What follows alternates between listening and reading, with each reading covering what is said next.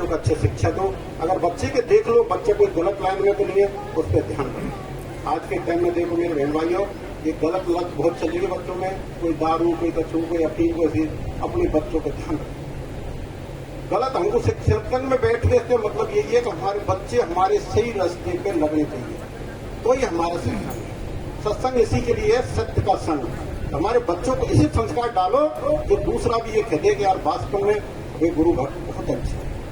दूसरा भी आके ना बैठे 2 मिनट, चलो यार आप उनके पास बैठेंगे, शांति मिलेगी। ऐसा अपने आप को ऐसा बनाओ। बोलिए गुरु महाराज की जय।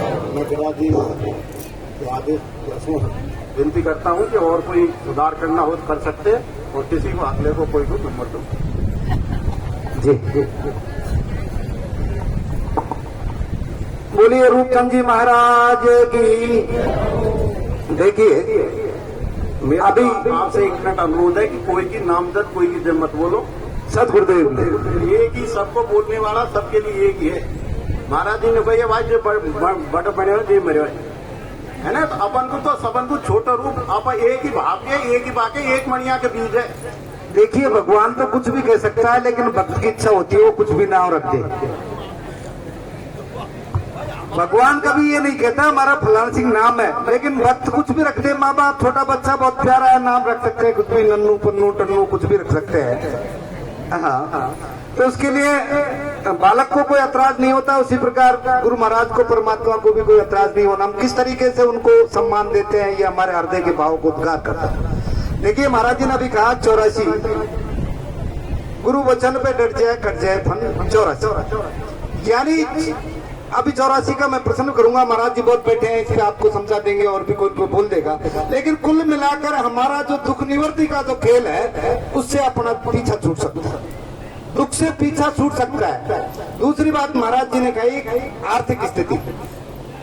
सबसे बड़ी बात है कि आर्थिक अगर गरीबी है तो ये मान लेना इसमें सुधार करना है, सुधार हो सकता है।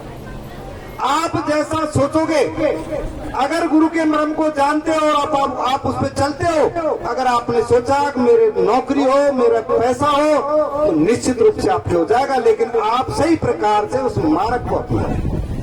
जिसका जैसा अंतःकरण होता है ना, वैसी उसकी चारों तरफ परिस्थिति अपने आप हो जाती है। तो आप महाराज जी के अनुदेशों का पालन करें, अमल में लाएं, परिस्थितियां तो सब अनुकूल अपने आप हो जाएंगी। ऐसा। और रही बात बालकों की, महाराज जी ने बहुत बड़ा एक सामाजिक दायित्व की बात कही है। अगर आपके बालक भविष्य कहीं आप आकाश पाताल में कभी तलाश न मत, कल आपने कहना करोड़पति हो जाऊंगा, कोई कूड़ आ जाएगा कल अपने पास। यानी भविष्य आपका, आपके बच्चे हैं। अब आप रही बात ये किस नजरिए से उनका पालन पोषण परवरिश करते हो। अगर आपने परवरिश ठीक से की, उनका सोच बदल दी, तो आपकी परिस्थितियां बदल जाएंगी। अगर आप 24 घंटे ये सोचते रहे कि ये गलत है, वो हमारे पीछे पड़ रहा, चीरी आगे पड़ रहा, चीरी न्याय कर रहा है, ये सब अपने अपने अंतःकरण के उद्गार है। कोई किसी के पीछे नहीं पड़ा हुआ।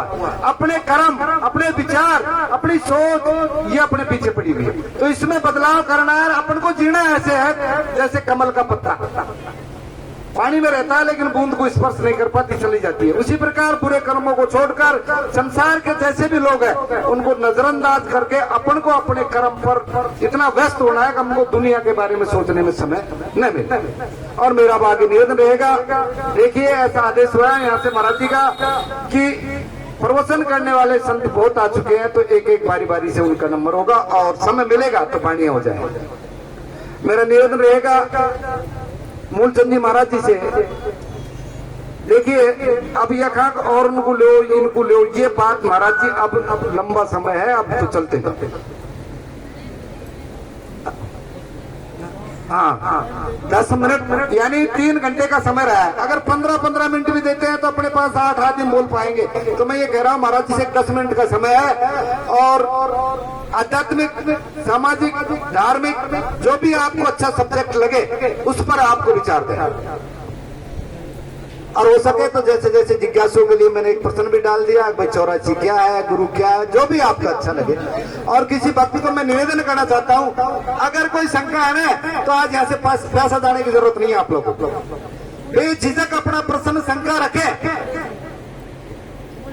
यानी